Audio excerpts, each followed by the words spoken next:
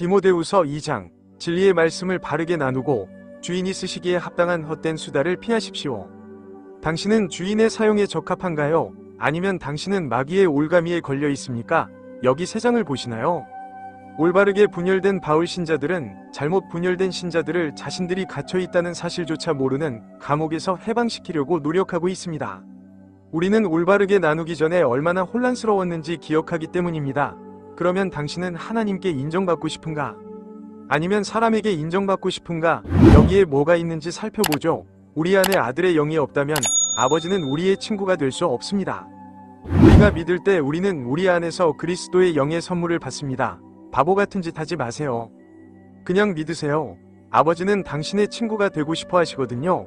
하지만 그의 친구가 되려면 그의 아들이 한 일을 믿어야 합니다. 그러므로 영원한 불못을 피하기 위해 성경대로 그리스도께서 우리 죄를 위해 죽으셨고 장사되셨으며 성경대로 사흘 만에 다시 살아나셨다는 것을 믿으십시오. 고린도전서 15장 3절과 4절. 그래서 하나님의 아들은 우리의 죄와 신비를 위해 십자가에서 죽으셨습니다. 그런 다음 그는 무덤에 묻히셨고 사흘 만에 부활하셨습니다. 우리가 행한 것에 아무것도 더하지 않고 그분께서 행하신 것을 믿는다면 우리는 그분의 영을 받고 구원을 얻습니다. 아직도 자신이 구원받았는지 확신하지 못한다면 로마서 1장부터 5장까지 반복해서 읽어보세요. 구원받았다는 확신이 들 때까지요. 그럼 2장에 들어가기 전에 선거에 대해 잠깐 이야기하고 싶습니다. 로마서는 네 부분으로 구성되어 있습니다. 1장부터 5장까지는 정당화에 관한 내용인데 방금 살펴본 내용입니다. 우리가 그리스도께서 우리 죄를 위해 십자가에서 죽으시고 장사되고 부활하셨다는 것을 믿고 그분의 위로움이나 그분의 영을 받아 위롭다고 여겨지거나 하나님에 의해 위롭다고 선언받을 때 로마서 6장부터 8장까지는 우리의 동일시가 그리스도의 죽음, 장사, 부활과 영적으로 동일시되는 것입니까? 그러니까 그가 죽자 나도 죽었어요. 그가 묻히자 나도 묻혔다. 그리고 그가 부활하셨을 때 나도 새로운 삶으로 부활했습니다. 내 인생이 아니라 그의 인생이에요.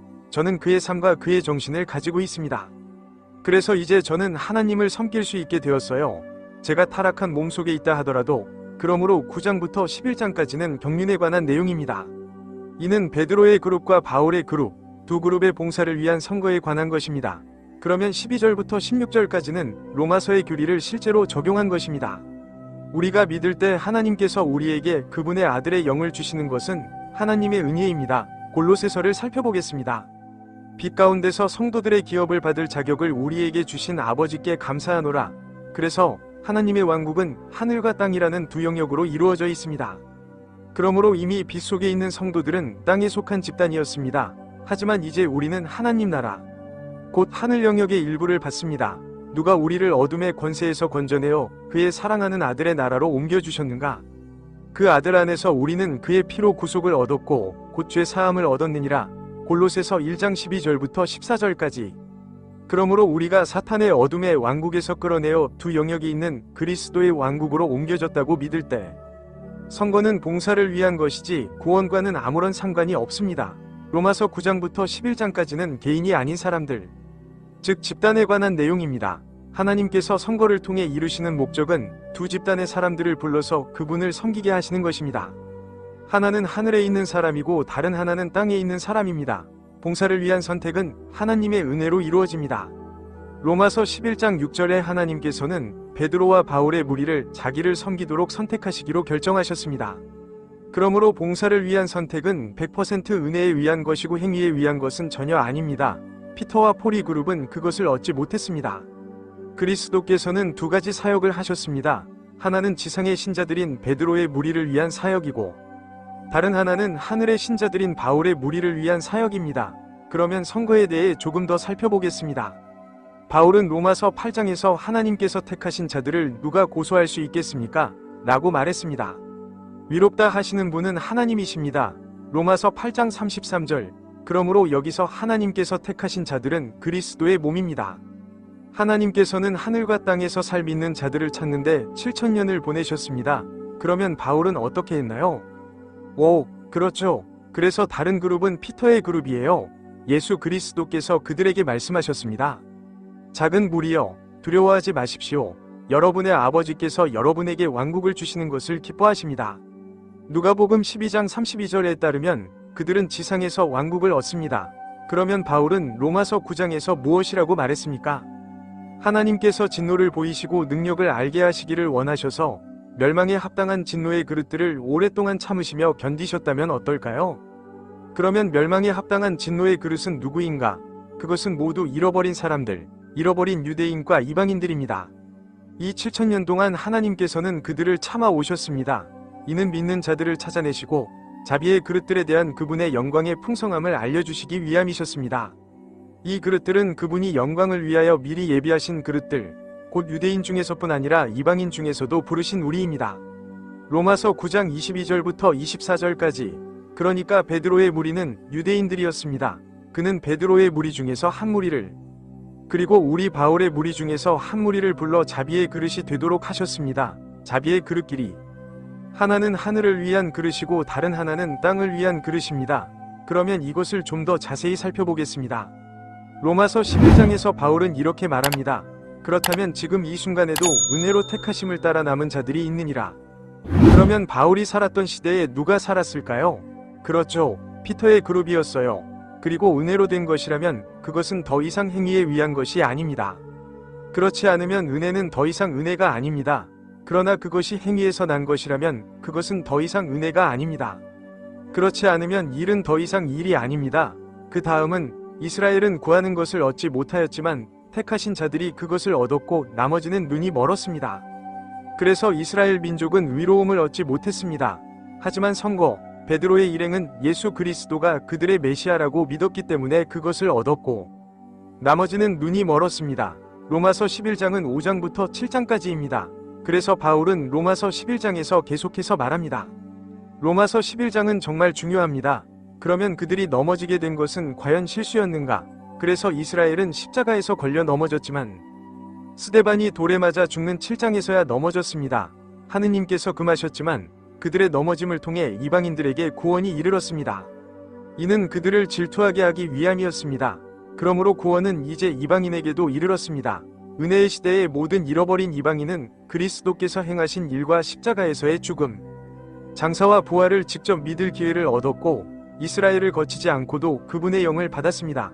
이제 그들의 몰락이 아시다시피 믿지 않는 이스라엘이 세상의 부가 될 수 있다면 온 세상이 구원받을 기회를 갖게 될 것입니다. 모든 잃어버린 사람들, 유대인과 이방인, 그리고 그들의 감소, 이방인의 부. 그래서 베드로의 그룹은 사도행전 15장 이후로 새로운 개종자를 받아들이지 않았기 때문에 사도행전 동안 규모가 줄어들었습니다. 하물며 그의 재림 때에는 그들의 충만함이 얼마나 더 크겠느냐. 제가 이방인인 여러분에게 말하는 것은 제가 이방인의 사도인 까닭에 내 직분을 영광스럽게 여김이니 내 육신의 사람들을 시기하게 하여 그들 중에 몇몇을 구원하고자 함이라. 로마서 11장 11절부터 14절 기지. 그래서 바울은 유대인들 중 일부를 구원하여 천국에 보내고 싶어 했습니다. 그리고 그들을 질투하게 만듭니다. 좋아요, 형제들아. 제가 이 신비를 너희가 모르기를 원치 아니하노니 이는 너희가 스스로 지혜롭다고 여기지 않게 하려 함이라. 이스라엘의 일부가 맹목이 되어 이방인의 충만함이 들어올 때까지는 그러하리라. 그렇다면 바울은 신자들이 신비를 모르기를 바라지 않습니다. 그래서 그들이 자신들이 영적인 이스라엘이라고 생각하거나 이스라엘을 대체했다고 생각하지 않기를 바라는 것입니다. 왜냐하면 이스라엘에게 부분적으로 눈이 멀게 된 일이 일어났기 때문입니다. 그러면 왜 당신은 시각장애인이 되고 싶어 할까요? 알았어. 이방인의 충만함이 들어올 때까지. 그러므로 하나님께서 은혜의 경륜 동안 이방인들에게 구원을 다 제공하시면 믿는 자들을 휴거시키실 것입니다. 왜냐하면 잃어버린 사람들 중 누구든지 그리스도께서 행하신 일을 믿으면 그리스도의 몸 안으로 들어가게 되고 그리스도의 몸은 그리스도께서 다시 나타나서 그들을 휴거시키실 예언을 기다리고 있기 때문입니다. 우리의 경륜은 사도행전 9장에서 바울에게 나타나신 예언으로 시작되었기 때문입니다. 그리하여 온 이스라엘이 구원을 받을 것입니다. 기록된 바와 같습니다. 시온에서 구원자가 나와 야곱에게서 경건치 않은 것을 돌이키시리라. 이는 제가 그들의 죄를 없앨 때 그들과 세울 내 언약이니라. 그래서 바울은 구약을 인용하면서 이사야 59장 20장에서 60장까지를 인용한다고 말합니다. 3절. 구속주께서 시온에 임하시리니 이는 나의 언약이니라. 일어나 빛나라. 너의 빛이 왔구나. 어둠이 땅을 덮을 것이요 이방인들이 내 빛으로 나아올 것이다. 그러니까 그 구절들은 축약된 버전이에요. 그러므로 구원자는 두 번째 오실 때 시온, 곧 하늘의 시온에서 나오실 것입니다. 그리고 그는 야곱에게서 불경건함을 돌이키실 것이요. 이는 그가 새 언약을 이행하시고 그들의 죄를 민족으로서 없애실 것이기 때문이라. 좋아요. 그럼 비밀의 미스터리는 십자가 뒤에 있는 거예요. 그리고 이스라엘이 멸망한 후 사도행전 7장에 따르면 스데반이 돌에 맞아 죽었습니다. 이 사건은 9장에서 시작되어 휴거로 끝납니다. 환난 전이요. 환난 전이요. 그래서 우리의 휴거 이후에는 7년 환난이 옵니다. 그러면 구원자가 시온에서 나와서 새 언약을 실행하고 왕국 성도들을 왕국으로 부활시킬 것입니다. 그럼 시작해 볼까요? 첫 번째 구절. 그러므로 내 아들아, 너는 그리스도 예수 안에 있는 은혜 안에서, 그리고 네가 들은 것들 안에서 강해지라. 많은 증인들 가운데 많은 사람이 나에 관해 들었습니다. 너는 다른 사람들을 가르칠 수 있는 충실한 사람들에게 맡겨라. 바울은 디모데가 믿음 안에서 강해지기를 원했습니다. 사도 바울은 디모데에게 아들, 훌륭한 군인, 운동선수, 일꾼, 그릇, 농부, 하인으로서 하나님을 섬기는 방법을 이야기하기 위해 7가지 비유적 표현을 사용했습니다. 디모데는 은혜 안에서 강해야 하며 교리를 전해야 합니다. 그리스도께서는 바울을 다른 사람들에게도 같은 교리를 가르칠 수 있는 충실한 사람들에게 주셨습니다. 또한 그러므로 너는 예수 그리스도의 훌륭한 군인으로서 어려움을 견뎌내라. 이 세상의 일에 얽매이는 사람은 아무도 없습니다. 이는 자신을 군인으로 택하신 분을 기쁘게 하기 위함이며 훌륭한 군인으로서 고난을 견뎌내기 위함입니다. 영적인 전쟁에 참여하는 사람은, 정치와 같은 세상 일에 얽매이는 사람은 자신의 총사령관을 기쁘게 하기 위함입니다. 모든 구성원은 군대의 군인으로 부름을 받습니다. 그리고 사람이 지배를 위해 노력하더라도 그가 합법적으로 노력하지 않는다면 왕관을 얻을 수 없겠느냐? 승리하고 싶은 운동선수라면 보상을 받기 위해 경기 규칙을 따라야 합니다. 농부인 노동자가 먼저 열매를 나눠 가져야 합니다. 제가 말하는 것을 생각해 보아라. 그러면 주께서 너에게 모든 일에 대한 이해력을 주실 것이다. 농부는 먼저 농산물의 품질을 테스트해야 합니다. 그것은 그의 생산물이다. 로마서에서 사도 바울이 빌레몬에게 한 말을 생각해 보면 바울의 관점에서 성경의 나머지 부분을 이해하기가 더 쉬울 것입니다. 다윗의 시에서 나온 예수 그리스도께서 내가 전한 복음대로 죽은 자 가운데서 살아나셨음을 기억하라. 그 복음으로 말미암아 저는 악한 행실을 행하는 자로서 심지어 결박에 이르기까지 고난을 받으니라. 하지만 하나님의 말씀은 묶이지 않습니다. 다윗 왕의 후손인 예수 그리스도께서 우리를 위해 신비롭게 죽음에서 부활하셔서 우리의 왕이 되셨다는 것을 기억하십시오. 또한 바울은 내 복음이라고 말하는데 내 말은 베드로가 아니라 바울을 뜻합니다. 복음은 왕국의 복음이 아니라 은혜의 복음을 의미합니다. 저는 악한 자라 불리워지고 감옥에 갇히는 고통을 겪지만 하나님의 말씀은 묶이지 않습니다. 그는 디모데후서에서 하나님의 말씀을 더 많이 쓰고 있기 때문입니다. 좋아요. 그러므로 아니요. 그렇습니다. 저는 택함받은 자들을 위하여 모든 것을 견디나니 이는 그들도 그리스도 예수 안에 있는 구원을 영원한 영광과 함께 얻게 하려 함이니라. 그러나 나는 그리스도의 몸이 구원을 받고 이곳과 하늘에서 그리스도를 섬기도록 모든 것을 견뎌냅니다. 기억하세요. 선거는 봉사를 위한 것이고 여기서 택함받은 자들은 그리스도의 몸입니다. 이는 진실한 말이다. 바울은 4가지 조건을 언급합니다. 즉, 우리가 그와 함께 죽었다면 그와 함께 살 것이라는 것입니다. 우리가 그와 함께 죽는다면 그것은 믿을 만한 속담이다. 우리는 영적으로 동일시되어 그와 함께 살 것입니다. 우리가 고난을 받으면 그와 함께 왕노릇할 것입니다. 우리가 그를 부인하면 그도 우리를 부인할 것이다.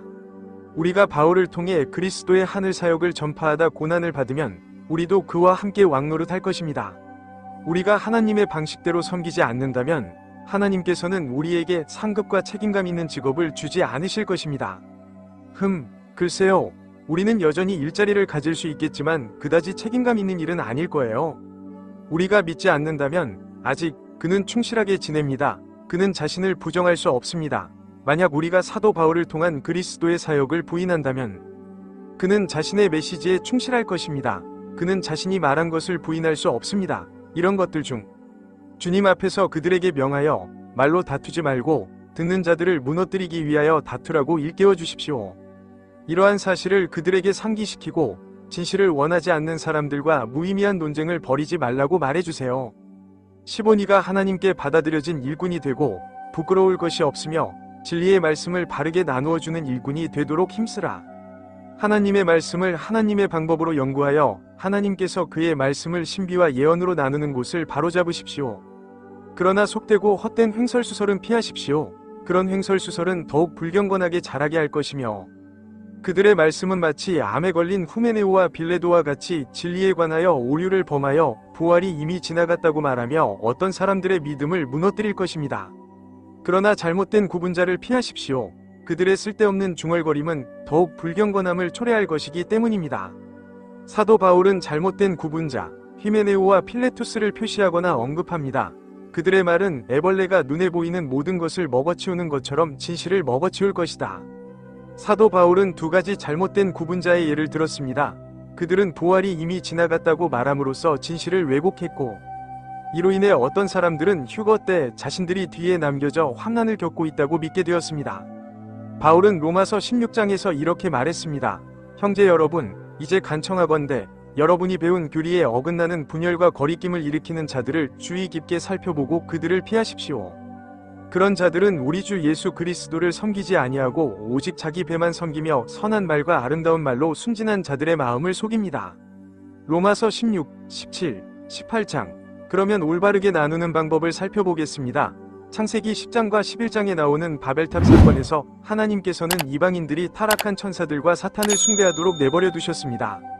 하지만 이제 하나님께서는 바벨탑에서 따로 떼어놓으신 이방인들에게 믿고 영원히 천국에서 살 수 있는 또 다른 기회를 주고 계십니다.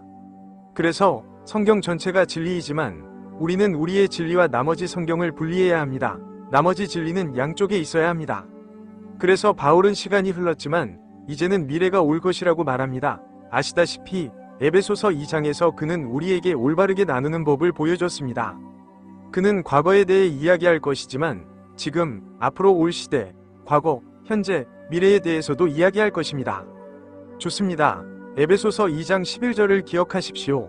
너희는 옛날에는 육신으로는 이방인이었으나 손으로 행한 육신의 할례라 불리는 자들로부터 할례받지 않은 자라 불리웠느니라. 그래서 육체적으로 할례를 받은 유대인들은 이방인을 할례받지 않은 사람이라고 불렀습니다. 그 당시 여러분은 이스라엘 공동체에서 이방인이어서 그리스도와 상관없었습니다. 우리는 이스라엘과 아무런 상관도 없고 약속의 언약에서 벗어난 낯선 이들입니다. 모든 언약은 이스라엘과 맺어졌고 이방인들에게는 소망이 없고 세상에 하나님이 없는 언약은 하나도 없었습니다. 그래서 과거에 이방인이 구원받을 수 있는 유일한 방법은 아브라함 언약을 따르는 것이었습니다. 그러나 이제 그리스도 예수 안에서 전에 멀리 있던 여러분이 그리스도의 피로 가까워졌습니다. 그는 우리의 평화이십니다. 그는 두 사람을 하나로 만드시고 우리 사이에 막힌 중간담을 허무셨습니다.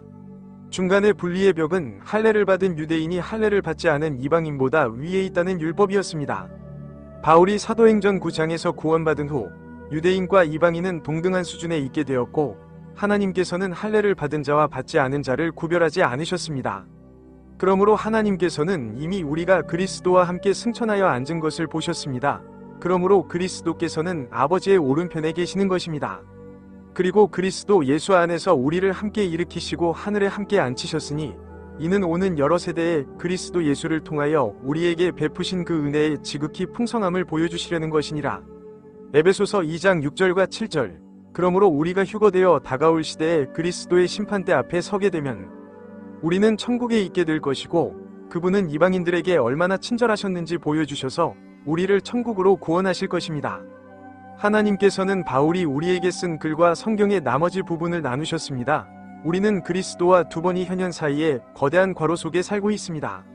우리에게 성경 전체를 열어주는 열쇠는 디모데후서 2장 15절입니다. 그래서 성령을 모독한 죄는 이스라엘이 멸망으로 인해 타락했을 때 사도행전 7장에서 스데반이 돌에 맞아 죽은 사건입니다. 구원은 이방인에게도 이르렀습니다. 로마서 11장과 12장. 오늘날 하나님께서는 이방인들에게 자비를 베푸십니다. 그래서 십자가 사건 이후 오순절에 성령이 내려온 이후 사도행전 7장에서 스데반이 돌에 맞아 죽은 이후 예수 그리스도께서는 사도행전 9장에서 다메섹으로 가는 길에 타르수스 사람 사울에게 나타나셔서 하나님께서 그리스도의 몸을 형성하여 하늘에 거하게 하시는 은혜의 분배를 시작하셨습니다. 그리고 그 사람, 우리는 지금 휴거를 기다리고 있습니다. 왜냐하면 히메네오와 빌레도가 틀렸기 때문입니다. 휴거나 부활은 일어나지 않았습니다. 그렇다면 우리는 이미 환난을 겪고 있을 것입니다. 우리는 아직도 그것을 기다리고 있습니다. 2025년 4월 11일 현재 휴거는 아직 끝나지 않았고 우리는 아직도 그것을 기다리고 있습니다. 따라잡을 때까지 기다리는 대규모 탈출이 있을 것입니다. 하나님께서는 사도행전 9장부터 휴거까지 신비로운 과정을 통해 그리스도의 몸을 형성하십니다. 우리의 목표는 휴거 전에 가능한 한 많은 사람들이 구원을 받고 그 신비를 이해하도록 하는 것입니다. 휴거는 언제든지 일어날 수 있으므로 포기하기에는 항상 너무 이릅니다. 우리의 치유는 휴거에서 이루어집니다. 휴거 후에 작은 무리는 올바르게 나뉘어 바울이 아닌 베드로를 따라야 할 것입니다. 그러니까 성경에는 연대가 적혀있는 셈이죠. 창세기부터 사도행전 9장까지는 이 땅에 살게 될 사람들에 대한 예언이며 하나님 나라의 복음이 전파되고, 그 후 사도행전의 나머지 부분은 전환기입니다. 로마서에서 빌레몬서까지는 신비이고, 그리스도의 복음은 하늘에 사는 사람들을 위해 전파됩니다. 히브리서부터 요한계시록까지는 더 많은 예언이 있고 왕국의 복음이 전파됩니다. 환난을 겪을 자들은 그분의 재림 때 이곳에 있을 것입니다. 그리스도께서 오셔서 첫 번째 천년 통치를 시작하실 때입니다. 그래서 하나님께서는 은혜의 신비로운 분배를 이 다른 무리의 사람들에게 주입하심으로써 환난과 그의 재림을 지연시키셨습니다. 좋습니다. 19절을 계속 읽어보겠습니다. 그럼에도 불구하고 하나님의 기초는 이 인장을 가지고 굳건히 서 있습니다. 곧 주께서는 자기에게 속한 자들을 아시고 그리스도의 이름을 부르는 자마다 불의에서 떠나게 하신다는 것입니다. 하나님의 진리는 확고히 서 있습니다. 그럼에도 불구하고 하나님께서는 누가 진정한 바울 신자인지 아십니다. 그리스도를 믿는다고 주장하는 모든 사람은 불의에서 떠나야 합니다. 잘못된 분배자, 진실을 잘못 분배하는 것, 배교, 진정한 믿음을 버리는 일은 바울 시대부터 시작되었으며 교회 역사 전반에 걸쳐 계속되어 왔습니다. 우리는 교회에서 나와서 바울을 따르지 않는 목사와 교사들과 분리되어야 합니다. 그러나 큰 집에는 금과 은의 그릇뿐만 아니라 나무와 흙의 그릇도 있어서 어떤 것은 귀히 여기고 어떤 것은 천하게 여깁니다. 그래서 그릇을 보여드리는 걸 깜빡했네요. 당신은 어느 쪽이신가요? 금, 은, 나무인가요? 아니면 흙인가요? 하지만 큰 집은 그리스도의 몸입니다. 품질이 다른 그릇들이 있는데 존중해야 할 그릇과 욕되어야 할 그릇이 있습니다. 그러므로 누구든지 이러한 불명예스러운 그릇들로부터 자신을 깨끗이 한다면 그는 귀한 그릇이 되어 거룩하게 되고 주인이 쓰기에 합당하며 모든 선한 일을 행하기에 준비될 것입니다. 만일 어떤 사람이 그릇된 분배자들의 말을 듣는 것을 멈추고 거짓 가르침에 자신을 노출시키지 않고 올바른 바울 교사들의 말을 듣는다면 그는 귀한 그릇이 되어 주인이 쓰기에 합당하게 구별되고 모든 선한 일을 행할 준비가 될 것입니다. 우리가 더 많은 진리를 믿을수록 성령께서 우리의 생각과 삶을 더 잘 통제하실 수 있습니다. 바울의 우파를 따르지 않는 사람의 말은 듣지 마십시오. 또한 젊은 시절의 정욕을 피하고 깨끗한 마음으로 주님을 부르는 자들과 함께 위로움과 믿음과 사랑과 평화를 따르라. 그러나 어리석고 무식한 질문은 피하라. 그들이 성별 갈등을 일으킨다는 사실을 아는 것은 피하세요. 바울은 디모데에게 소년 소녀의 관념을 피하고 진리를 따르고자 하는 바울 신자들과 교제하라고 말합니다. 진실에 반대하는 주장을 펼치고 싶어하는 사람들의 어리석은 질문에 신경 쓰지 마세요. 24주의 종은 다투지 말고 모든 사람에게 온유하며 가르치기를 잘하고 온유함으로 인내하며 자기를 대적하는 자들을 훈계해야 합니다. 그렇게 하면 하나님께서 혹시 그들에게 회개를 주셔서 진리를 깨닫게 하실지도 모르고 마귀의 올무에서 벗어나게 될지도 모릅니다. 그들은 마귀의 포로가 되어 마귀의 뜻대로 사로잡혀 있습니다. 주님의 종은 논쟁하지 말고 모든 사람에게 온유해야 하며 가르치는 데 인내심을 가져야 하며 반대하는 사람을 겸손하게 가르쳐야 합니다. 그렇게 하면 하나님께서 혹시 그분의 말씀을 통해 그들의 마음을 돌이켜 진리에 동의하게 하실지도 모릅니다. 마태복음, 마가복음, 누가복음, 요한복음이나 그 이전의 복음서에 나오는 그리스도의 이스라엘에 대한 지상사역을 따라야 한다고 생각하는 사람들은 마귀의 올무에 걸려 있으며 그의 뜻에 사로잡혀 있습니다. 안타깝게도 그들은 진실을 알지 못했습니다. 우리의 진실은 로마인의 믿음입니다. 빌레몬에게 교회의 가장 큰 실수는 무엇인가? 베드로가 오순절에 당신에게 말한 것이 아니라는 이유로 그리스도의 몸이 십자가에서 시작되었거나 사도행전 9장이 아닌 사도행전 2장에서 시작되었다고 말하는 것은 오순절에 베드로가 당신에게 말한 것이 아니라는 뜻입니까? 그는 누구에게 말한 것입니까? 그러므로 이스라엘의 온 집은 확실히 알라. 너희가 십자가에 못 박은 이 예수를 하나님께서 주와 그리스도로 삼으셨느니라. 그래서 사도행전 2장 36절에서 베드로는 이스라엘이 그들의 메시아를 살해했다고 고발합니다. 그들이 이 말씀을 듣고 마음이 찔려 베드로와 다른 사도들과 형제들에게 말하였다. 우리가 어떻게 해야 합니까? 그러자 베드로가 그들에게 말했습니다. 회개하고 여러분 각자가 예수 그리스도의 이름으로 세례를 받아 죄 사함을 얻으십시오. 그러면 성령의 선물을 받을 것입니다. 236장부터 37장까지입니다. 제 말은 38살 이에요. 그래서 베드로는 사도행전 2장과 3장에서 예루살렘에 사는 모든 사람, 곧 이스라엘 사람인 여러분에게 말하고 있었습니다. 그러니까 그는 그리스도의 몸인 우리에게 말씀하지 않은 거예요. 바울이 그리스도의 몸이 사도행전 9장에서 시작되었다고 말한 것은 경륜적이고 옳은 말입니다. 우리는 오순절주의가 아닌 성경 공부에 있어서 행위 중심적이어야 합니다. 그러면 바울은 무엇이라고 말했나요? 그러나 하나님께서는 제가 우리 주 예수 그리스도의 십자가 외에는 결코 자랑할 것이 없으시니 그리스도로 말미암아 세상이 나에게 십자가에 못 박히고 제가 세상에 대하여 십자가에 못 박혔음이니라. 그리스도 예수 안에서는 할례나 무할례가 아무 소용이 없고 오직 새 창조물만 있느니라. 중요한 것은 그리스도의 몸의 일부가 되는 것입니다. 그의 영을 지니고 이 규칙에 따라 걷는 모든 사람에게 평화가 있기를, 그리고 하나님의 이스라엘에게 자비가 있기를. 이 규칙은 십자가를 영광스럽게 여기는 것입니다. 하나님께서는 이제부터 바울을 12사도와 분리해 두셨습니다. 아무도 나를 괴롭히지 못하게 하셨습니다. 내 몸에는 주 예수 그리스도의 흔적이 있습니다. 그러므로 하나님의 이스라엘은 12제자와 그들의 추종자들입니다. 그래서 바울은 그들이 그리스도의 몸, 곧 새로운 창조물에 속하지 않는다는 것을 분명히 밝힙니다. 이스라엘의 신은 베드로의 무리였습니다. 바울 시대에 존재했던 이스라엘 신은 1세기에 사라졌습니다. 오늘날에는 하나님의 이스라엘이 존재하지 않습니다. 하나님께서는 이스라엘의 프로그램을 어디에서 다시 시작하시나요? 하나님께서는 아마도 사도행전 15장에서 중단하신 이스라엘에 대한 계획을 다시 시작하실 것입니다. 그래서 우리는 여러분을 도울 수 있는 몇 권의 책을 준비했습니다. 하나님의 비밀은 100페이지 분량의 성경 전체에 대한 개요입니다. 사도 바울의 목회서신은 디모데전서와 디모데후서, 디도서와 빌레몬서에 대한 주석이며 디모데전서와 디도서를 올바르게 구분한 것입니다. 학습 가이드는 이 세 권의 책에 대한 해설서입니다. 저희 책은 모두 페이퍼백으로 아마존이 킨들로도 구매 가능합니다. 많은 사람들이 우리의 모든 책을 소유하고 있습니다. 그들도 그중 일부는 오디오북으로 제공됩니다. 우리의 책은 여러분이 진실에 대한 지식에 도달하는 데 도움이 될 것입니다. 우리 책의 대부분에는 전도지가 들어있습니다. 구원받는 방법, How to be saved made simple 은 우리 웹사이트 메리 앤 매니에서 무료 PDF로 제공하는 작은 책자입니다. 저희 유튜브 채널은 살베이션 나이틀리 디비딩 앤드 더 랩처 있습니다. 사실 말씀드리자면 저희 영상도 몇 개 있습니다. 저희 이메일은 x9-gmail.com입니다. 럼블, 왓츠앱, 페이스북에서 저희를 찾아보세요. 페이스북 동영상에 첨부된 챕터를 무료로 찾아보세요. 저희 영상은 한 장 전체를 다루고 있으며 성경 교사들에게 유용합니다. 사도행전 1부, 2부, 3부도 있습니다. 우리는 하나님의 말씀을 올바르게 나눌 때 킹 제임스 성경을 사용합니다. 너무 흥미로워서 계속 보고 싶어집니다. 우리는 복음과 신비를 나눔으로써 하나님을 섬깁니다. 심지어 성경을 가르치는 이 영상에서도 우리는 친구들의 도움을 조금 받아 진실을 알아냅니다. 좋아요와 공유, 구독 부탁드립니다. 시청해주셔서 감사합니다.